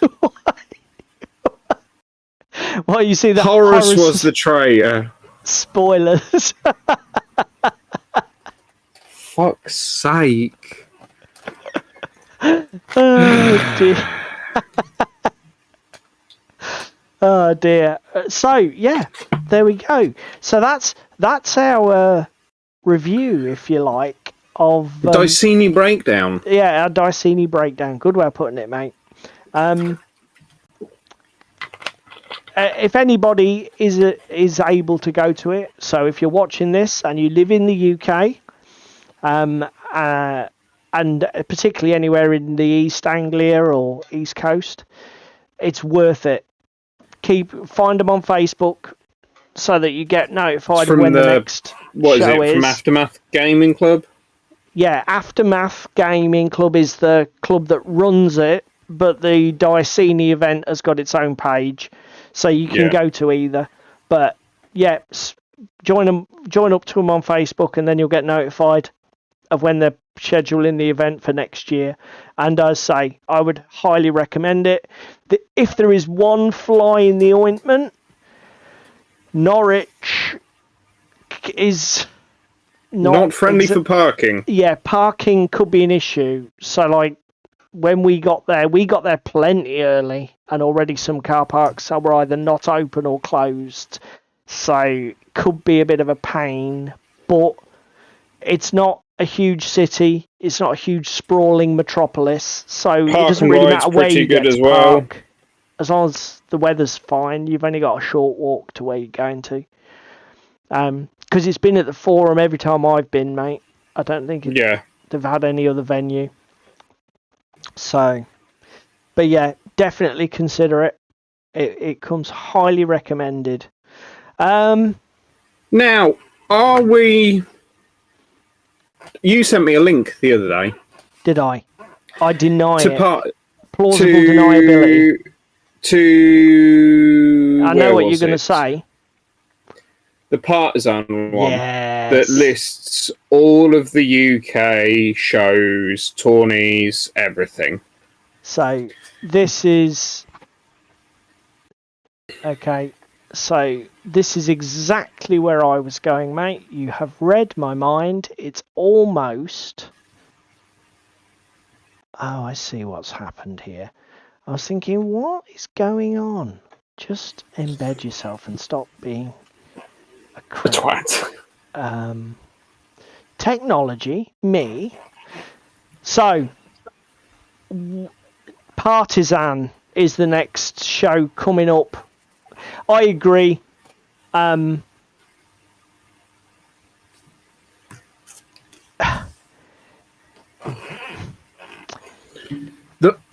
thing is, local shows are nice. Yeah. Local shows allow you to see who's local in the community, all these fucking amazing things that come out of, like, the Deeran's War Game Club, come out of Aftermath, everything. Absolutely awesome. They have a place, and again, you get some decent representation from retailers, etc. I'd never heard of Sheppy before the weekend. No. I will probably be buying shit from Sheppy in the future. That's fair. Because they were really, really good. The guys on the stand were really knowledgeable. They had good stuff at a good price. Awesome. When we've been to Hereward in the past, fucking awesome again. Yeah, that's the other one. That's the one at Peterborough. By a local club. Yeah. That we do. Again, this was... We travelled about 2 hours, just under, to Norwich from where we are. So it's, it's not massive. Yeah, it's not the shortest distance, but it's not miles and miles either. It'd take us longer to get to fucking London on the train. With all the farting about. Don't sleep on local shows. I don't want to say too much, because David and I have talked about actually doing it as a main topic, because there is definitely an experience to go into a big show. I mean, when I was a younger man than I am now, I went to a lot of Games Workshop game days, We've been to UKGE several times. Well, again, on the UKGE note, I think we're in now. We're regulars. Yeah, I mean, when I first started, I used to do the UKGE in a day. I'd just buy a day ticket and go either Saturday or Sunday or whatever. But the thing, local shows are a different proposition because you've got time to enjoy it and savor it, and the pace is different. And credit to some of these gaming clubs and some of these smaller vendors. Well, again, Salute is by a gaming club, isn't it? Well, yeah. The thing is, they've been doing it for so many years that it doesn't really count, because obviously they're so slick. But the point I'm trying to make is something like Salute is fantastic, but I wonder about getting stressed and not being able to see everything. And the tables that are at these smaller venues, they're just as good. Fine, serviceable, but like the Ket's Rebellion table was amazing. To come back to what we mentioned briefly earlier, the next show that's on near us is the Partisan Wargames show is on at the George Stephenson Exhibition Hall, Newark and Nottinghamshire Showground, Winthorpe, Newark, and that's Sunday the 21st of May. I probably won't be going. I don't know what your thoughts are, mate. It's just because... Possibly contemplating it, but it's a little close to Games Expo. That's the thing. Obviously, I'm married, and if I went to every show, I'd probably end up divorced. So one has to, Well, there is also, when you look at that blog article, there is a Partisan that we could go to later in the year. Where's the one later in the year? Bear with. There's an entire... Where's the fucking calendar? That's just what I've opened up now. So... UK and Ireland Wargames calendar. Here we go. Yeah. So from July to December...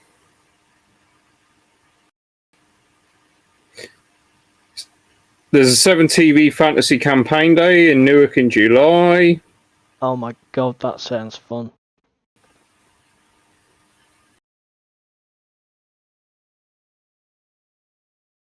Warlord Games Open Days in September. Then we've got Hereward in Peterborough in September.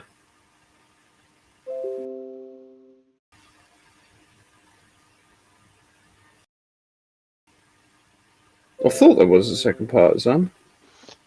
Oh. That's 7TV Fantasy Campaign Day. Ooh. I wonder if that's an event rather like a participation thing. Probably is. Probably more of a tournament rather than a show. We'll have to look into it though. That's very interesting. Great. Posh Lard in Peterborough. What? What's Posh Lard? The other Partisan is on the 8th of October. Okay. And how close is that to Mantic? It's in October. Mantix is in September when we're also looking at going to fucking Hereward. Warlord Games Open Days also in September, apparently.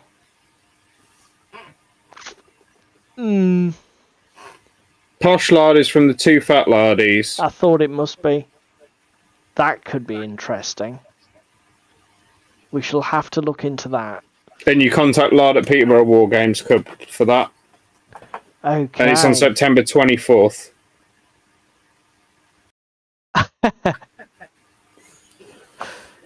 So Tim's just tagged us on Insta, hence my computer binging. So yeah, Jerry's saying it's in October. Do you know what? These small shows, mate.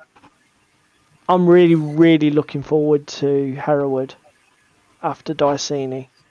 Don't get me wrong, I'm also looking forward to UKGE, but I am very much looking forward to Hereward had some fucking stellar stuff last time we went. It had that fantastic load of resin scatter pieces, didn't it? Sharp practice game on that beautiful table with a cliff. Looked amazing. 7TV. Do you know what? 2 or 3 years running, they've had great demo tables for 7TV there. We might get a really cool demo table there for 7TV. But yeah, I'm looking forward to it so much. So there we go, people. It's 10 o'clock. We've been prattling on for hours. Hopefully some of that was useful. Hopefully some of that was entertaining.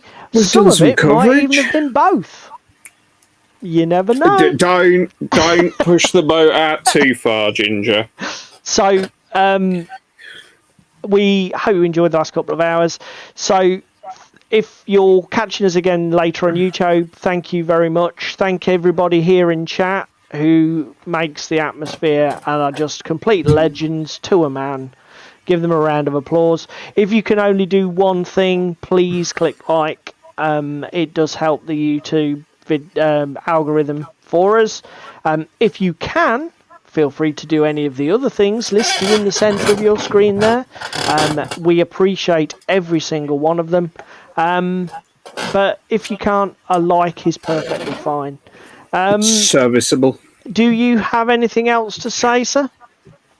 I don't have anything to say other than it's been a good week for us in wargaming, and I am looking forward to the end of this month and the beginning of next month, because 3 solid days in Birmingham is going to absolutely cane my wallet.